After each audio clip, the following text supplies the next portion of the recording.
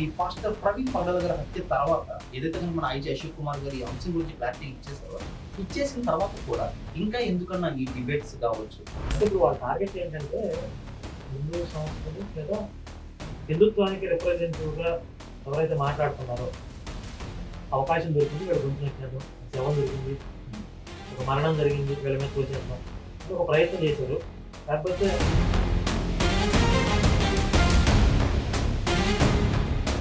మీరు రాజ్యాంగానికి కట్టుబడి ఎక్కువగా ప్రయారిటీ ఇస్తారా, హిందూ ధర్మానికి అంటే భగవద్గీత కావచ్చు, హిందూ సంబంధించిన ఏదైతే కనుక దానికి ఎక్కువ ప్రయారిటీ ఇస్తారంటే రెండింటికి దేనికి ఇస్తారా?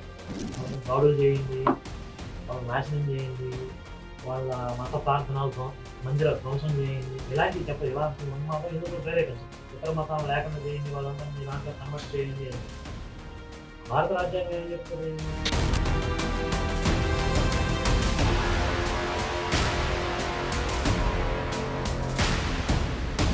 సూటిగా మీ ఒక వీడియో చూపించి మిమ్మల్ని ఒక క్వశ్చన్ అడుగుతానన్నా, ఈ వీడియో విన్న తర్వాత మీరు ఒకసారి మాట్లాడారు. నా జీవితం ముగించే లోపు, నేను పోయే లోపు ఈ దేశంలో ఒక్క చర్చ్ అయినా మిగిలిపోతేమో అని భయం ఉంది నాకు. ఒక్క పాస్టర్ గారైనా, ఒక్క జాంబీ వైరస్ అయినా మిగిలిపోతారేమో అని భయపడుతూ ఉంటాను ప్రత్యక్షంగా.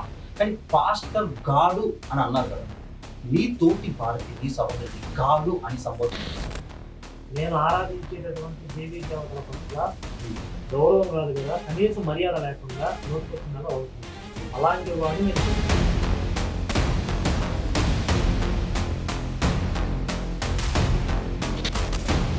మనం ఏం నేర్చుకున్నామన్నా ఈ సనాతన ధర్మాన్ని కాపాడడం కోసం? మిమ్మల్ని చూస్తున్నటువంటి యువత ఏం నేర్చుకోవాలి? ఈ బూతులు నేర్చుకోవాలి, నేను చెప్తున్న ధర్మాన్ని నేర్చుకోవాలా? ఏకవచనం బరాబర్ ఇది ఎందుకు ఏకవచనం అంటాం, అదే ఉదయం అంటాం, చెప్పిన ఏదో చెప్పే కదా.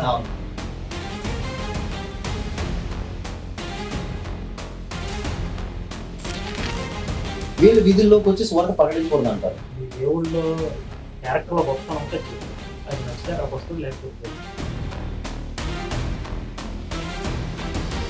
జరగకపోతే నీ ముగివేద్దాం, ఒడ్లు ఓడిస్తాం, దానికి ఒప్పుకుంటావా? ఆయన యొక్క కిడ్నీస్ లో లివర్స్ లో పర్టికులర్ ఆల్కహాల్ పర్సంటేజ్ అనేది ఉంది, పోస్ట్ మార్టం రిపోర్ట్ కావచ్చు, 3 సార్లు పడ్డారు అని ఓవర్ ఫుటేజ్ మొత్తం క్లియర్ గా కంక్లూజన్ ఇచ్చేసారు. లేదు లేదు, దీని గురించి స్పెషల్ గా ప్రైవేట్ ఇన్వెస్టిగేషన్ జరగాలి, ఇది హత్య హత్య హత్య అంటున్నారు. అరే బెరుగులారా, మీరు చేసి కష్టం వల్ల కుటుంబం పొరుగు పోతుంది, ఇక్కడితో ఆపేసేయండి అని ఒక సారాంశంతో ఎవరికి చెప్పింది అదే?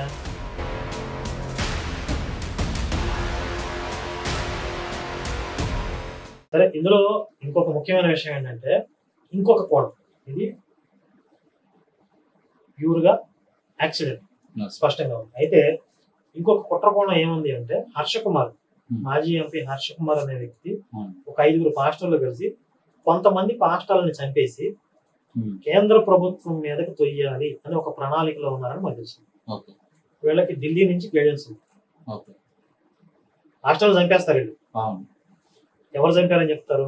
అదిగో హిందువులు చంపారు, అదిగో బీజేపీ వాళ్ళు చంపారు, ఆర్ఎస్ఎస్ వాళ్ళు చంపారు, కేంద్ర ప్రభుత్వం చేసింది, అదిగో పలానా హిందూ సంస్థలు, వీళ్ళ మీద తోసేయచ్చు అని చెప్పి వాళ్ళ మత మార్పిడి ముఠాలని రక్షించుకోవడానికి లేదా వాళ్ళకి కావాల్సిన కొత్త కొత్త చట్టాలు చేయించుకోవడానికి ఈ హర్షకుమార్కి రాజకీయ భవిష్యత్తు అనేది లేదు. కొడుకుని రాజకీయాల్లో తీసుకురానుకుంటున్నాడు. కొడుకు ఎంపీ సీటు ఇవ్వమని కాంగ్రెస్ వాళ్ళు అడిగాడు. అడిగా తూర్పు కూడా తెలియదు, ఆకు కూడా తెలియదు, ఆడికి ఎందుకు సీట్ అంటే, లేదు లేదు నేను 1000 కోట్లు సంపాదించుకున్నాను,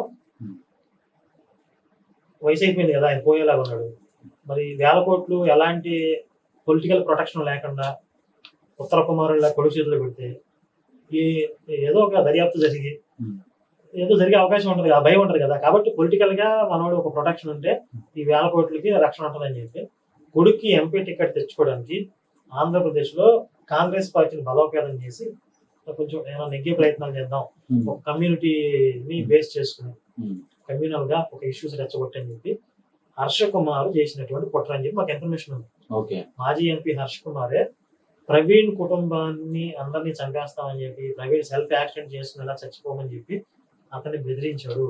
దీనికి పాస్టర్ షాలేం రాజు అనేవాడు ఫైనాన్షియల్ గా సపోర్ట్ చేశాడు, బీపీ రెడ్డి కూడా ఈ కుట్రలో ఉన్నాడు, జాన్విని లింగం అనేవాడు ఈ యాక్సిడెంట్ జరిగిన తర్వాత బీహార్ గ్యాంగ్ పిలిపించి ఓచపోతలు కొట్టించామని చెప్పి ప్లాన్ చేశారు. ఆ రోజు వాళ్ళు రెచ్చగొట్టింది కూడా అదే. కాకపోతే పోలీసులు అక్కడ కుట్రల్ని జరగకుండా అడ్డుకోగలిగారు. బట్ ఇంత డేంజరస్ వ్యవస్థ వెనకాల పనిచేస్తుంది. అంటే మీరు ఇప్పుడు డైరెక్ట్ స్టేట్మెంట్ ఇస్తున్నారు, మీరు చెప్పిన స్టేట్మెంట్ కనుక వాస్తవం అనేది డైరెక్ట్ గా తెలియాలి అని చెప్పేసి అని ఈ వీడియో చూసినప్పుడు పోలీస్ వాళ్ళకి మిమ్మల్ని మీకు ఎట్లా సమాచారం వచ్చింది, మీకు ఎట్లా ఇన్ఫర్మేషన్ వచ్చిందో మాకు చెప్పండి అని చెప్పని పిలిస్తే ధైర్యంగా వెళ్ళి నిరూపించగలుగుతారా?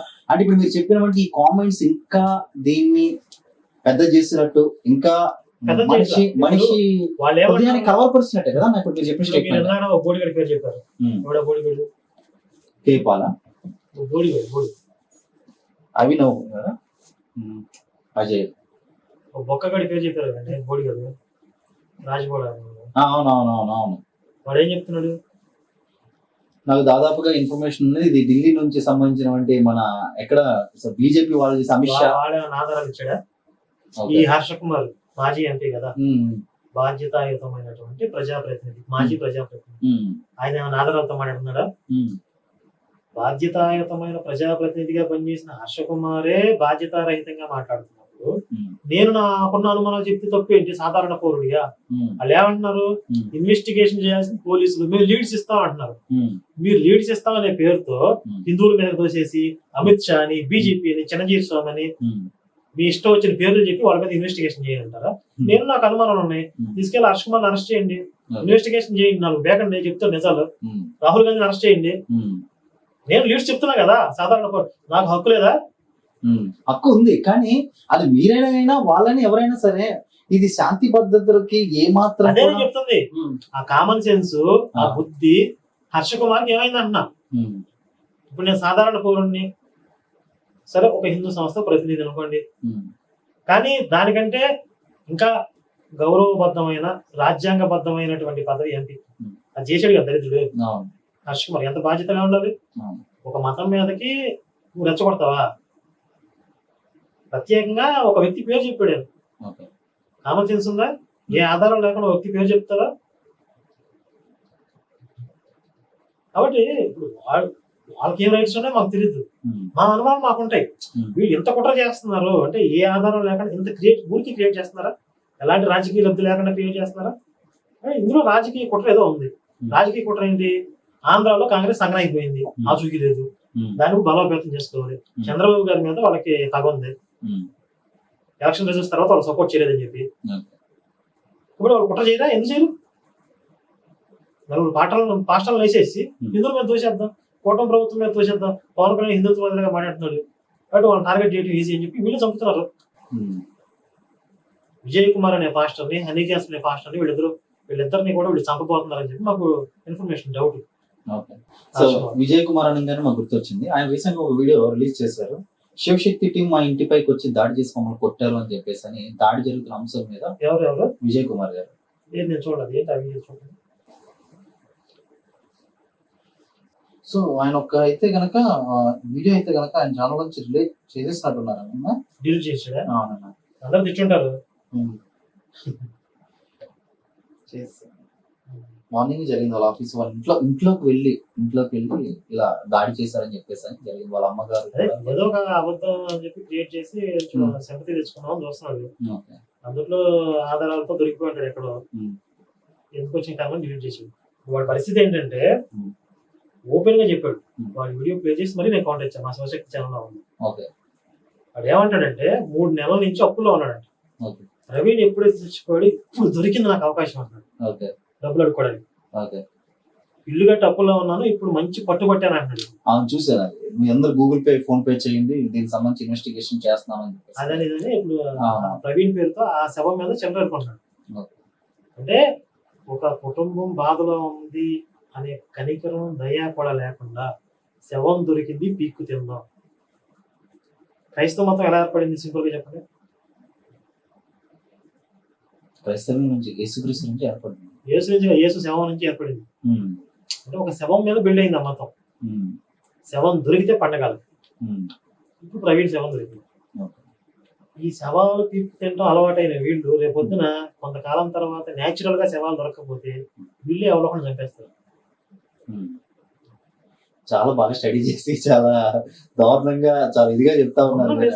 నిజాలు ఎక్కచ్చిగా మాట్లాడుకుందాం. ఓకే. మాట్లాడుకోకపోవడం వల్ల ఈ దరిద్రాలన్నీ ఇప్పుడు తగలట్లేదు. ఓకే. నిర్మోహమాటంగా నిజాలు మాట్లాడుకుందాం. రైట్. ఒకవేళ ఎవరైనా హిందువులు తప్పులు చేసినా సరిదిద్దుకోవాలి. ఓకే.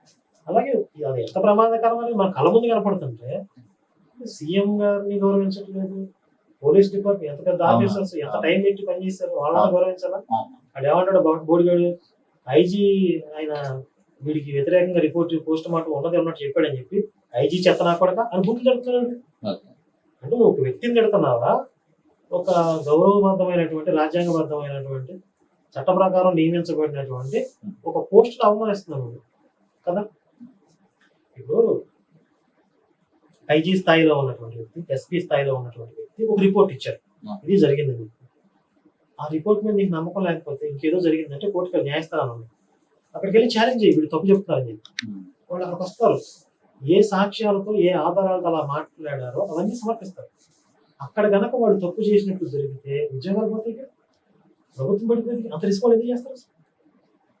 18 రోజులు టైం తీసుకున్నారంటే చాలా సెన్సిటివ్ మ్యాటర్ కాబట్టి 1-2 సార్లు ఆధారాలన్నింటినీ పరిశీలించుకుని Yes. అనేక విభాగాలను సమన్వయం చేసుకుని ఓన్లీ పోస్ట్ మార్టం రిపోర్ట్ కదా, అవును. ఫోరెన్సిక్ ల్యాబ్ రిపోర్ట్స్ కోసం వెయిట్ చేశారు. అవును. అలాగే సీసీటీవీ ఫుటేజ్ ఒరిజినల్ కాదా ఉమ్. ఇవి నిర్ధారించుకున్నారు. అవును.